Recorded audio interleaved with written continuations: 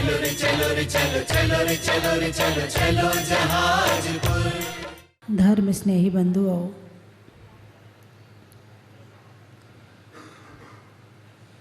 आँखें तब देख पाती हैं जब उजाला हो। आँखें तब देख पाती हैं जब उजाला हो। अंधेरा हो तो आँखों से नज़र नहीं आता है। यानी बाहर का रूप देखने के लिए आँखों की ज़रूरत है। यदि बाहर अंधेरा हो तो नहीं दिखेगा, आँखों में दिक्कत हो तो नहीं दिखेगा। मतलब बाहर कुछ चीज़ों को देखने के लिए दो कारण चाहिए, बिना दो कारण के काम होने वाला नहीं है। एक तो आँखें चाहिए, आँखों में रोशनी चाहिए, बाहर की रोशनी बाद में चाहिए, पहले आँखों में रोशनी चाहिए। यदि आँखों में रोशनी ना हो तो करोड़ों सूरज निकल जाए, हमें दिखाई पड़ने वाला नहीं है। अच्छा, अब बाहर रोशनी है और आँखें नहीं, लेकिन आँखें हैं मगर रोशनी नहीं है बाहर की, बाहर उजाला नहीं है, तो क्या देख पाओगे? कितनी अच्छी आँखें हों, कितना बढ़िया देख लेती हों, मगर बाहर अंधेरा है तो कैसे देखोगे? नहीं देख पाओगे, है ना। लेकिन अंदर आत्मा में झांकना है, ध्यान करना है, तो बाहर कौन सा सूरज चाहिए, कौन सा ट्यूबलाइट चाहिए? ऐसा है कि बाहर जब उजाला होगा तब आत्मा का ध्यान कर पाएंगे? नहीं, अंदर झांकने के लिए बाहर के उजाले की ज़रूरत नहीं है। तो बाहर देखने के लिए उजाला भी चाहिए, आँखें भी चाहिए और ज्ञान भी चाहिए। अभी ज्ञान तो आपने बताया ही नहीं है।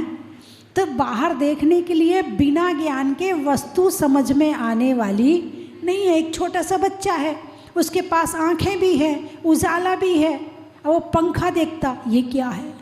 लाइट देखता, ये क्या है?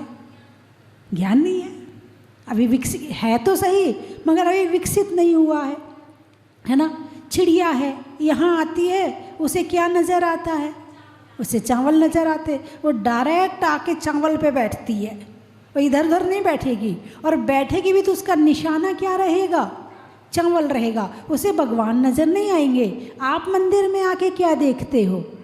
भगवान देखते हो, आपको चावल नहीं दिखते हैं। नहीं दिखने का मतलब ऐसे नहीं कि आप चढ़ाते हो मगर ध्यान आपका भगवान की तरफ रहता है।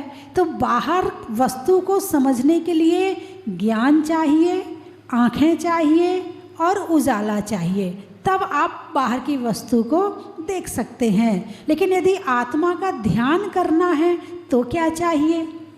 ना आँखें चाहिए, ना आँखों में रोशनी चाहिए हैं, और ना बाहर का उजाला चाहिए। आप तो आराम से आँख बंद करो और आराम से चले जाओ। क्या चाहिए? ज्ञान की आँखें चाहिए, और ज्ञान की आँखों को बाहर के उजाले की ज़रूरत नहीं है। चर्चा चल रही ना ज्ञान पर, हैं? तुम अहंकार किसका होता है? बाहर के ज्ञान का। आत्मा के ज्ञान से अहंकार नहीं आता है, आत्मा के ज्ञान से तो अहंकार कम होता है। और जब बाहर झांकते हैं, वो छोटा है, ये बड़ा है, वो बुद्धू है। बहुत से लोग सामने वाले को ऐसे छोटे छोटे निकृष्ट शब्दों से संबोधित करते हैं, मूर्ख ऐसा बोलते ना कभी कभी, इतना भी नहीं समझता है। एक और शब्द है, बोलने में अच्छा नहीं लगता, लेकिन आप बोलते हैं इसलिए वो शब्द प्रयोग करना पड़ेगा, हैं? सामने वाले को बार बार बेवकूफ़ बेवकूफ़ बोलते कि नहीं बोलते? कौन बोलता है बेवकूफ़? जिसे ज्ञान का अभिमान है, जिसे अपनी होशियारी का अभिमान है। तू मूर्ख है, तू बेवकूफ़ है, तू बुद्धू है, तू पागल है। किसको बोला जाता है? जो अहंकारी होता है वो सामने वाले को बोलता है। और जिसे आत्मा का ध्यान जिसने किया है, ज्ञान जिसने किया है, उसे सामने वाले में भी भगवान नज़र आता है और उसका केवल ज्ञान नज़र आता है। अरे बोलिए ना, हैं? उसे सामने एक चींटी में भी उसे भगवान नजर आएगा, एक चींटी में भी उसे केवल ज्ञान नजर आएगा। उसे ये अभिमान नहीं होगा मैं बहुत होशियार हूँ, मैं बहुत ध्यान कर लेता हूँ, मुझे बहुत ज्ञान है, उसे अहंकार नहीं होगा। उसका अहंकार तो कम, मुझे किस बात का अहंकार, ये क्षोभशमिक ज्ञान आज है और कल नहीं है। आज कर्म ने दरवाज़ा खोल दिया तो हमने देख लिया, कल कर्म का दरवाज़ा बंद कर दे तो हम देख नहीं पाएंगे। आज हमारा ज्ञान कर्मों के अधीन है। इन कर्मों को कैसे भगाएं? इन कर्मों को बुलाया किसने है? हमने बुलाया है। भगाएगा कौन? अरे बोलिए ना, हम ही भगाएंगे। तो कैसे भगा सकते हैं? तो जो ज्ञानावरण कर्म के आश्रव तत्वार्थ सूत्र के 6वें अध्याय में लिखे हैं कि उसमें ईर्ष्या, किससे? ज्ञानी से ईर्ष्या करना, ज्ञानी का अपमान करना, अपना ज्ञान छुपाना, ज्ञान करने वालों की पढ़ाई करने में, स्वाध्याय करने में अंतराय डालना है, ये सारे कारण किसके हैं? ज्ञानावरणी कर्म बंध के कारण हैं। और आप चाहते हो कि आपका ज्ञानावरणी कर्म का क्षयोपशम हो तो क्या करना पड़ेगा? ईर्ष्या छोड़ो, सामने वाले का अपमान करना छोड़ो, ज्ञान में अंतराय डालना छोड़ो। है सामने वाला पढ़ने बैठा है, तुमने लाइट बंद कर दी, तुम्हें आता है, उसने तुमसे पूछा, तुमने कहा ना मुझे तो आते ही नहीं है।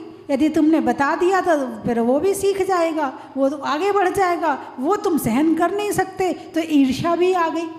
तो जब ये सारे काम होते हैं तो इससे ज्ञानावरण कर्म का बंद होता है। और इससे उल्टा करो तो उससे ज्ञानावरण कर्म का क्षयोपशम होता है। ज्ञान दान करो, हैं मंदिर की जिनवाणी है उसे आप अच्छे से जमा के रखो। जब आप पढ़ते हो तो विनय पूर्वक रख के पढ़ो, है ना। ऐसे नहीं कहीं पैर में रखे हो, कहीं कुछ कर रहे, तो इस तरह से अविनय ना करो। स्वाध्याय करते हुए मंगलाचरण करो, विनय करो जिनवाणी की, सरस्वती की विनय करो, हैं ज्ञान की आराधना करो, ज्ञानियों की सेवा करो। क्या हैं? बहुत से लोग ऐसे हैं जो साधु संतों की सेवा करने आते हैं और साधु संत बन जाते हैं। अज्ञानी बन के ज्ञानियों की सेवा करने आते हैं और ज्ञानी बन जाते हैं। बहुत सारे लोग हैं यानी ज्ञानियों के साथ रहोगे क्योंकि संगत की रंगत आती है। ऐसा नहीं हो सकता है कि संगत की रंगत ना आए। जैसे किसी मिट्टी तेल वाले की दुकान पर जाओ, मिट्टी तेल खरीदो या ना खरीदो, बदबू तो आ ही जाती है। और किसी सेंट वाले की दुकान पर जाओ, सेंट खरीदो ना खरीदो, खुशबू तो आ ही जाती है। ऐसे ही किसी लड़ाकू भिड़ाकू क्रोध करने वाले के पास बैठो तो कुछ हो ना हो थोड़ी देर में तुम्हारा क्रोध भी बढ़ने लगेगा। और किसी शांति से जीने वालों के साथ बैठो, ज्ञानियों के साथ बैठो तो तुम्हारा क्रोध भी कम होने लगेगा। इसीलिए संगति तुम कैसे हो, महत्व इस बात का नहीं है, तुम्हारी संगति कैसी है, महत्व इस बात का है। अपनी संगति अच्छी बनाओ, ज्ञानियों की संगति बनाओगे ज्ञान बढ़ेगा, मोही की संगति बनाओगे मोह बढ़ेगा, क्रोधी की संगति बढ़ाओगे क्रोध बढ़ेगा, लालची की संगति बनाओगे तो लालच बढ़ेगा, और अभिमानी की संगति बनाओगे तो अभिमान बढ़ेगा। आपको कैसा बनना है उस हिसाब की संगति ढूंढ लेना और आप वैसे बन जाओगे। क्योंकि जिसके पास बैठो उसके पास से खाली हाथ नहीं उठते, कुछ ना कुछ तो लेकर उठते ही उठते हैं। यदि मान लो कोई गुटखा खाता है और तुम नहीं खाते हो तो क्या तुम खाए बिना रह जाओगे? वो गुटखा खाने वाला हाथ में गुटखा निकालेगा, तुम्हारी तरफ हाथ बढ़ाएगा, तुम कहोगे ना ना मैं नहीं खाता, अरे नाटक मत कर, उठा खा चुपचाप। अब तुम प्यार की झिड़की सहन नहीं कर पाओगे, उठाओगे और मुंह में डाल लोगे। एक बार खाए, 2 बार खाए, अब तीसरी बार फिर तुम खुद खरीद के खाने लगोगे। ऐसे ही शराबियों के साथ में होता है ना। शराब, भले आप शराब ना पीते हो, लेकिन शराबियों की संगति में रहोगे तो कभी ना कभी तो शराब पी ही लोगे। तो इसीलिए संगति हमेशा ज्ञानियों की करना, चारित्रवान की करना, ताकि आपका ज्ञान अच्छा हो, आपका चारित्र अच्छा हो। ठीक है। तो मदना ज्ञान, मदना रूप को, मदना ज्ञान को, 6 ढाला की चर्चा चल रही है। सम्यक दर्शन के जो 25 दोष हैं उनमें से 8 दोष जो मद हैं उसकी चर्चा चल रही है कि मदना ज्ञान को, मदना रूप को, धन बल को मद भाने। अब आया है धन का मद। किसका? धन का। धन का अहंकार होता है कि नहीं होता है? अरे बोलिए ना, हैं? अरे जो बड़े हो जाते हैं, जो कमाते हैं, उनकी बात तो दूर है, जो छोटे छोटे बच्चे होते हैं ना, उनमें ही पैदा हो जाता है, हैं? हाँ, मेरा, मेरी मम्मी का है, मेरे पापा का है, छूना नहीं, ये गाड़ी मत छूना, मेरी मम्मी को मत छूना, मेरी मम्मी की साड़ी मत पहनना, उतारो तुमने पहने हैं तो, मेरे मेरे का ये चक्कर पैदा होते ही शुरू हो जाता है। और जब धन आ जाए हाथ में तो सामने वाले को तिनका समझता है, तिनका। अब वही तिनका जब आँख में घुस जाए तो पता चल जाता है तिनका क्या होता है।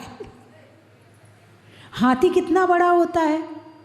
अरे बोलिए ना, हाथी का वजन और चींटी का वजन, अरे बोलिए ना, यदि हाथी अपने सूंड से एक फूंक मारे तो हजारों चींटियां उड़ जाएंगी, ऐसे ही है ना। लेकिन उस हाथी की सूंड में एक चींटी घुस जाए, वो तड़फ जाएगा, वो परेशान हो जाएगा, और ज़्यादा हो जाए तो मर भी सकता है एक चींटी से। इसीलिए कभी किसी बात का अभिमान नहीं करना चाहिए। मिटाने के लिए एक चींटी बहुत है, एक चींटी बराबर का सामने वाले व्यक्ति का कष्ट बहुत है, इसलिए अभिमान नहीं करना चाहिए। अभिमान के मामले में कौन प्रसिद्ध है?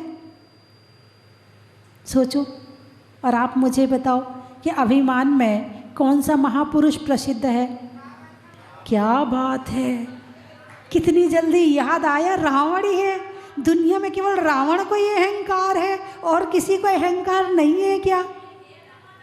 अच्छा है तो माता जी, मगर प्रसिद्ध रावण है। रावण को धन का अहंकार था, रावण को शक्ति का अहंकार था, रावण को बल का अहंकार था, है ना।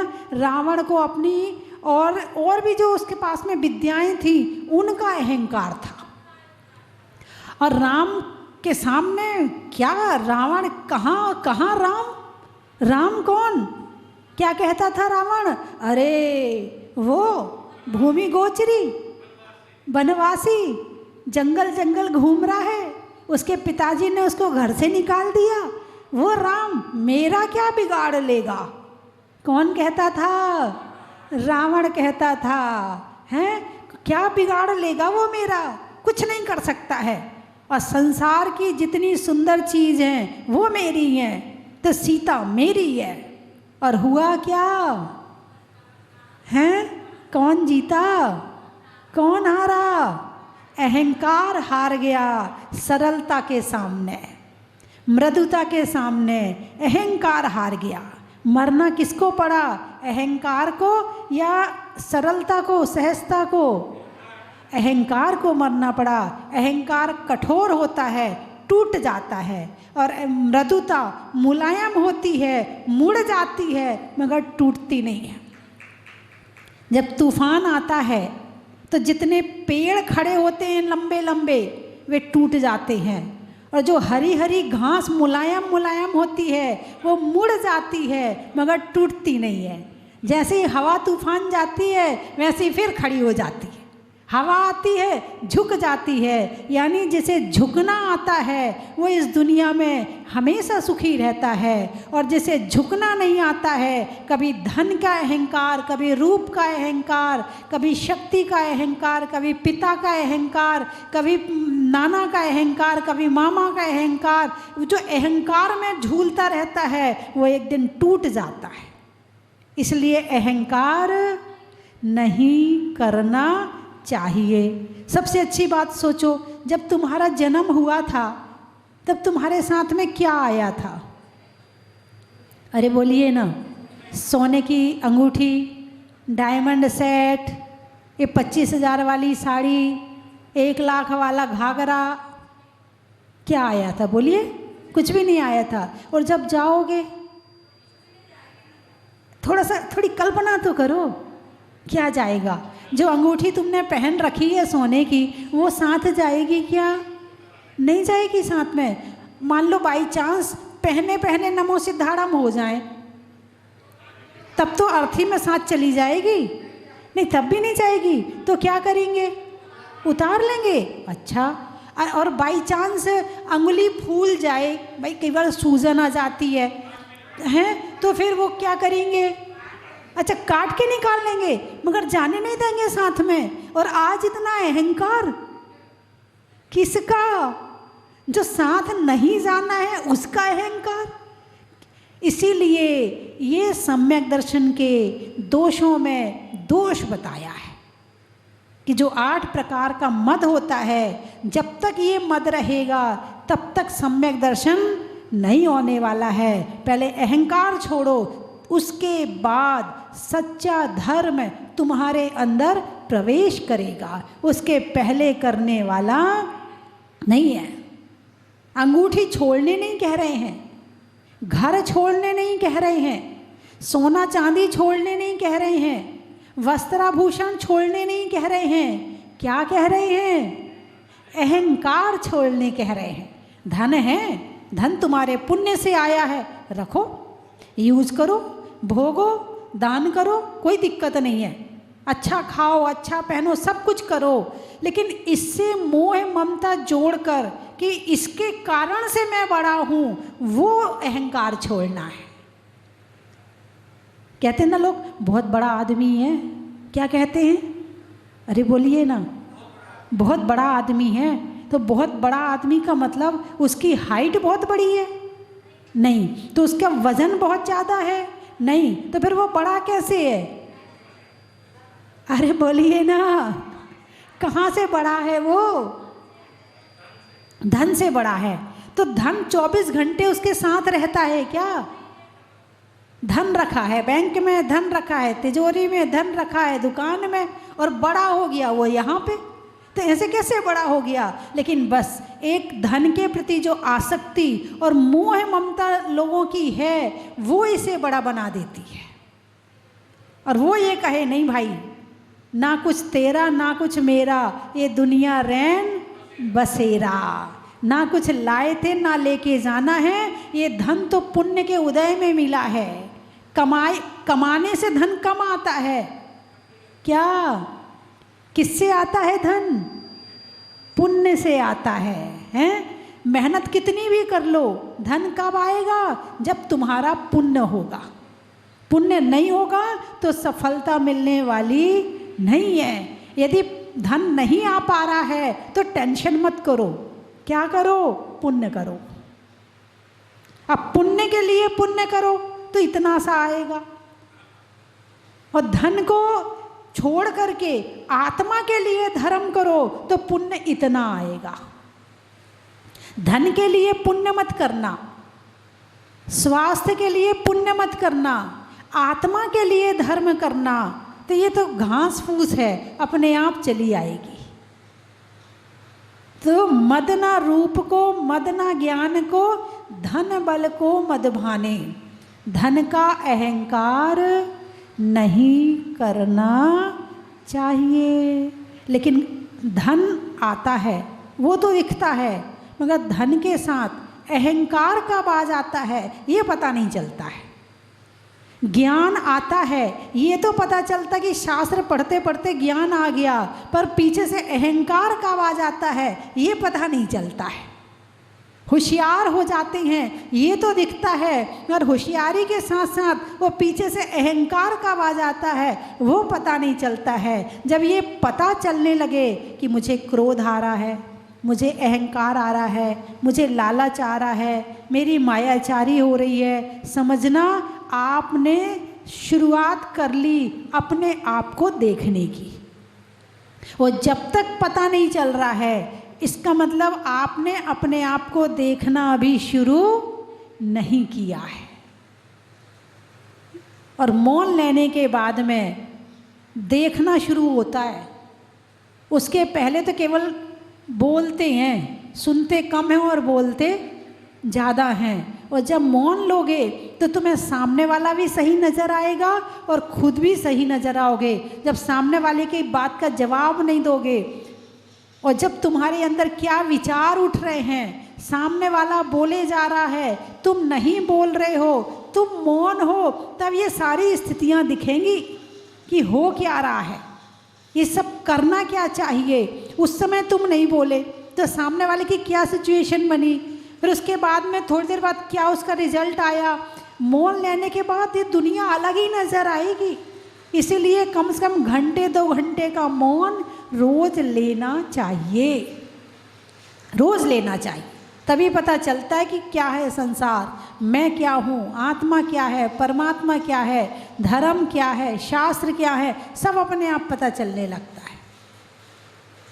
तो मदना रूप को, मदना ज्ञान को, धन बल को मद भाने, बल को मद, शरीर की शक्ति है। शरीर में शक्ति है कि नहीं है? अरे बोलिए ना, कब तक है? शरीर में शक्ति हमेशा रहेगी क्या? हैं? कब तक है? कब तक शक्ति? हमारी बहन जी कह रही हैं जब तक आत्मा है। जब बुढ़ापा आ जाता है तब भी आत्मा रहती है और शरीर कमज़ोर हो जाता है, तो शक्ति तो कम हो गई। जब छोटा बच्चा होता है, जितनी बड़ी बाल्टी तुम उठा सकती हो बच्चा नहीं उठा सकता है, शक्ति तो कम है। जब बुखार आता है और जब बुखार जाता है इस शरीर को छोड़ के, तो पीछे क्या छोड़ के जाता है? कमजोरी छोड़ के जाता है, तब भी शक्ति कम हो गई। तो क्या तुम्हारी ये समय जो शरीर की शक्ति है, क्या वो स्थायी है? स्थायी नहीं है।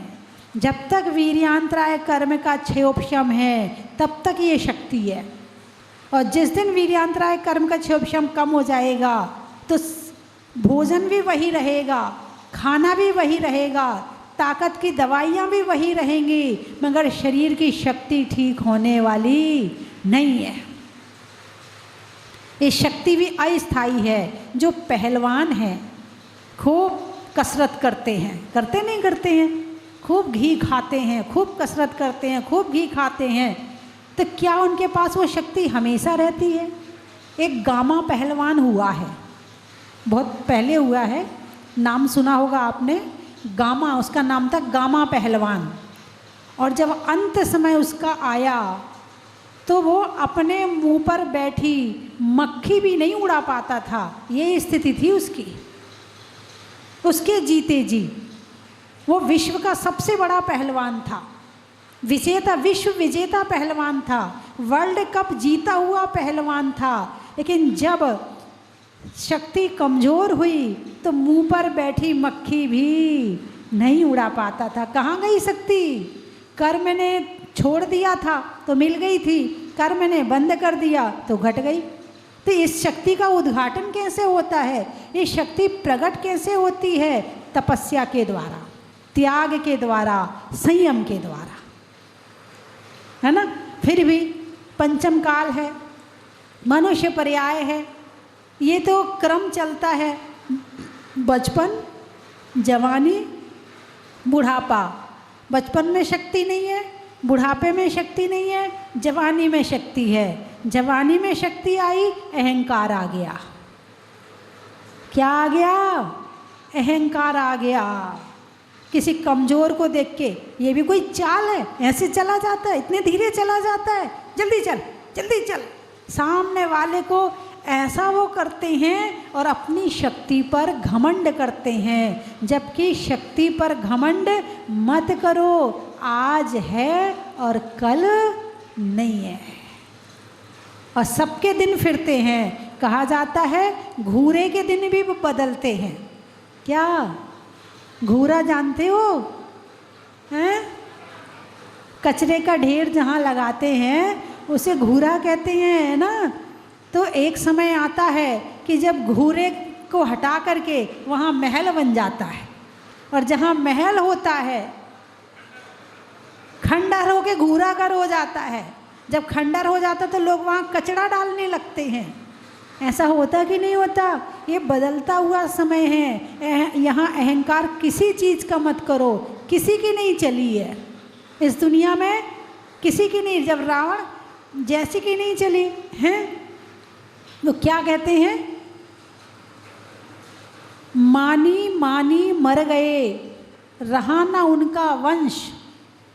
मानी मानी मर गए, रहा ना उनका वंश। और तीनों टोला देख लो, रावण, कौरव, कंस। तीनों टोला देख लो, रावण, कौरव, कंस। ये तीनों का नाम आज किस हिसाब से लिया जाता है आप भी जानते हो। और इन तीनों के विपरीत राम का, कृष्ण का और पांडवों का नाम कितने सम्मान के साथ में लिया जाता है, ये आप भी जानते हो। राम के पास में शक्ति थी, कितनी शक्ति थी, बड़े बड़े देवता उनसे डरते थे, बलभद्र थे, नारायण थे, लेकिन अहंकार नहीं था। छायिक सम्यक दृष्टि जीव थे। राम कैसे थे? छायिक सम्यक दृष्टि जीव थे। और रावण के पास में क्या था? यदि राम चाहते तो कह देते नहीं, मैं गद्दी नहीं छोड़ूंगा, भरत राजा नहीं बन सकता, मना कर देते तो कोई कुछ कहने वाला नहीं था। लेकिन विनय, छोटों के प्रति सम्मान, छोटों के प्रति प्यार, नहीं नहीं, भरत मेरा भाई है और पिता के वचनों की रक्षा करनी है। ये नहीं कहा कि पिताजी वचन आपने दिए थे, आप जाओ जंगल में, मैं नहीं जाता। नहीं पिताजी, आप जो कहेंगे आपके वचनों की रक्षा करूँगा। भरत मेरा छोटा भाई है, कोई बाहर का थोड़ी है। आज यदि भाई भाई में किसी छोटे भाई को सम्मान मिल जाए तो बड़े भाई को कितनी दिक्कत होती है। यदि जेठानी को सम्मान मिल जाए तो देवरानी को कितनी दिक्कत होती है। यदि सास जरा सी जेठानी की तारीफ कर दे तो देवरानी से सहन नहीं होती है। और वहाँ राम ने क्या किया? भारत को राज्य दे दिया और खुद जंगल चले गए। ऐसी विनय जिनके अंदर होती है, वास्तव में वो धर्मात्मा होता है। जिसे सामने वाले का सम्मान देने में अच्छा लगता, जिसे सामने वाले की विनय करने में अच्छा लगता है, जिसे सहज रहने में अच्छा लगता है, उसके अंदर धर्म ऐसे चला आता है। और अहंकार का पत्थर रखा हो तो धर्म ऐसे वापस चला जा, किया हुआ भी चला जाता है। क्या रावण धर्मात्मा नहीं था? बोलिए ना, रावण क्या धर्मात्मा नहीं था? धर्मात्मा था, और ऐसी भक्ति करता था कि आप क्या भक्ति करते हो। शांतिनाथ भगवान के जिनालय में एक बार ऐसी भक्ति करी, वीणा बजा के भक्ति करता था। आपसे तो ताली भी ना बजती, वीणा बजा के भक्ति कर रहा था। और वीणा का तार टूट गया तो अपने हाथ की नस निकाल के उसने वीणा में लगा दी और फिर भक्ति करी। अपनी भक्ति में बाधा नहीं आने दी, देवता प्रकट हो गए। बताओ क्या चाहिए? नहीं, कुछ नहीं चाहिए, मैं तो भक्ति कर रहा हूँ। ऐसी भक्ति करने वाला रावण था, लेकिन अहंकार साथ में था, इसीलिए नरक जाना पड़ा। अहंकार के साथ किया हुआ धर्म, धर्म तो है मगर उतना नहीं है, उतना फल नहीं मिलता जितना मिलना चाहिए। ठीक है, मेरी बात समझ में आ गई? अरे बोलिए ना, आ गई? चलो फिर बंद करूं? नहीं बंद करूं, है ना? बंद हो। अनंत काल के बैठे ये संस्कार हमें लाइन पे नहीं आने देते, हमें धर्म नहीं करने देते। जैसे कई वर्षों की भट्टी पर चढ़ी हुई कढ़ाई को घिस घिस के मांजना पड़ता है, ऐसे अनंत काल से कर्मों से लिपटी, कषायों से लिपटी आत्मा को घिस घिस के कर्म निकालने पड़ेंगे। ये ऐसे नहीं निकलेंगे, बहुत मेहनत लगेगी, है ना। और मेहनत का मतलब ये नहीं कि हाथ पाँव से मेहनत करनी है, इससे मेहनत करनी है। किससे मेहनत करनी है? ज्ञान से मेहनत करनी है, मन से मेहनत करनी है, भावों से मेहनत करनी है, तो कर्म निकलेंगे। यानी कैसे? यदि आपने वास्तव में जिस पॉइंट पर चोट मारनी है दिमाग के द्वारा उस पर मार दी और सम्यक दर्शन हो गया, तो जो 70 कोड़ा कोड़ी का सागर का कर्म का बंध है वो एक क्षण में अंतः कोड़ा कोड़ी सागर रह जाएगा। बस एक बार सम्यक दर्शन हो तो जाए। और ये कषाय हैं जो सम्यक दर्शन नहीं होने देती है। ये कषाय हैं, कषाय बैठी क्रोध, मान, माया, लोभ। और मान तो इनका राजा है, कर्मों का राजा मोह है, और कषायों का राजा मान और लोभ है। ये लोभ भी बड़ा खतरनाक है, लोभ भी कम नहीं है। कितना लोभ है ये तो आप समझते ही हो, जानते ही, मैं क्या बताऊँ आपको, हैं? नहीं जानते? जानते तो हैं। यहाँ कोई भी एक भी ऐसा नहीं बैठा जो ना समझदार हो, सब समझदार बैठे हैं और समझदारों को प्रवचन सुना रही हूँ। प्रवचन नहीं सुना रही हूँ, केवल आपका रिवीजन करवा रही हूँ। केवल आपको आपने जो पढ़ा हुआ है उसे याद दिला रही हूँ, है ना, और कुछ नहीं है। इसे बार बार बार बार, जैसे एक बार एक रेखा खींची, फिर दूसरी, फिर लाइन उसी के ऊपर, फिर तीसरी, चौथी, पांचवी, वो संस्कार बन जाता है। तो वो ही कर रही है ना। चलिए, समय हो गया है। मैं 3 चीज़ें बोलूँगी, आपको कहना बड़ा ही महत्व है। सलाइयों में सूजा का, मिठाइयों में गूंजा का, भगवान की पूजा का, मनुष्यों में वय का, आगम में नय का, और करने में विनय का, धरती पर रज का, जंगल में गज का, और होने में सहज का, पत्थर को तोड़ने का, मन को मोड़ने का, और अभिमान को छोड़ने का। बड़ा ही महत्व है। पर्वत पर झरने का, भव से तरने का, और अभिमान नहीं करने का। तो है नदी में नाव का, शरीर में पाँव का, और बनाने में सरल स्वभाव का। लिखने में खत का, मकान की छत का, और आने वालों में रोहतक का। और कहाँ से आए?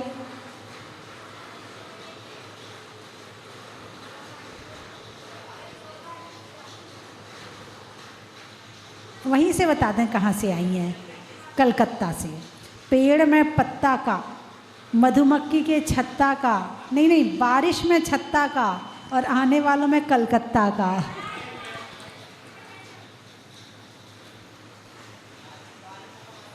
बारिश का, अच्छा। जन्मदिन को करने में विष का, है? नहीं करने में साजिश का, और आज होने वाली बारिश का।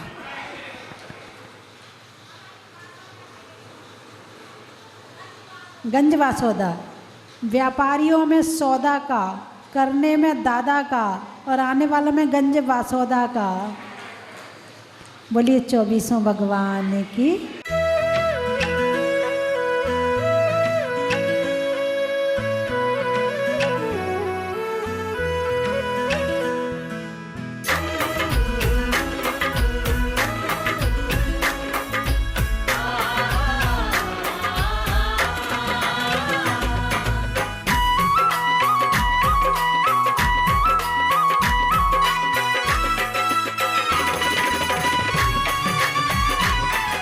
ये मुनीश्वरनाथ भगवान प्रकट हुए हैं, जब से हम बराबर निरंतर यहाँ पे आ रहे हैं, उनका अच्छे इतना भारी है कि हमको अपने आप ही यहाँ पे खींच के लेके आ जाते हैं।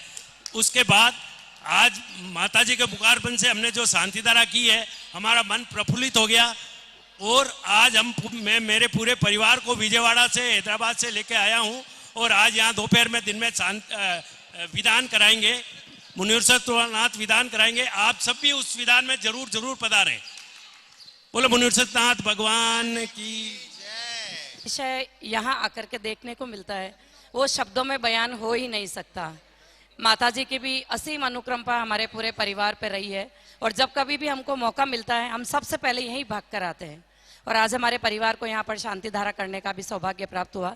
इसी तरह माता जी की और हमारे देवादिदेव 1008 श्री मुनीश्वरनाथ भगवान की कृपा पूरे परिवार पर बनी रहे। मन में जितनी सुख शांति यहाँ पर आकर के मिलती है वो शब्दों में हम कह नहीं सकते। प्रभु की जय हो।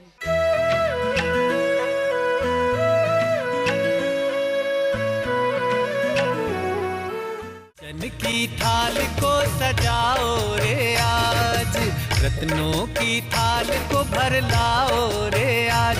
आओ आओ करे रे गुणगान आरती भगवन की। आओ आओ करे गुणगान आरती भगवन की। आओ आओ करे रे गुणगान आरती भगवन की।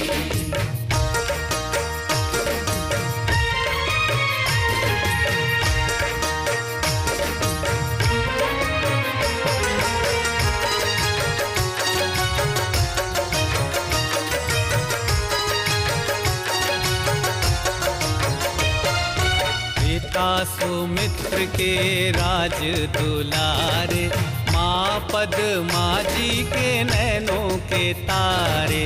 पिता सुमित्र के राज दुलारे।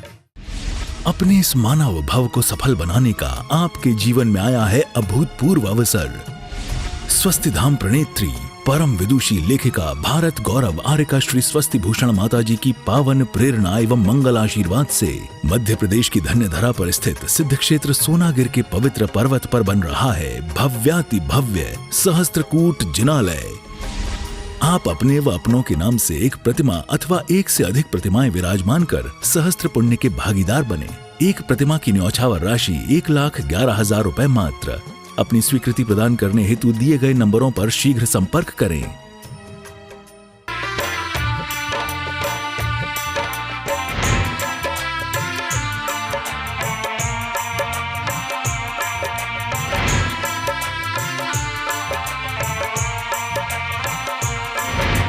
चलो रे चलो रे चलो चलो रे चलो रे चलो चलो जहाजपुर।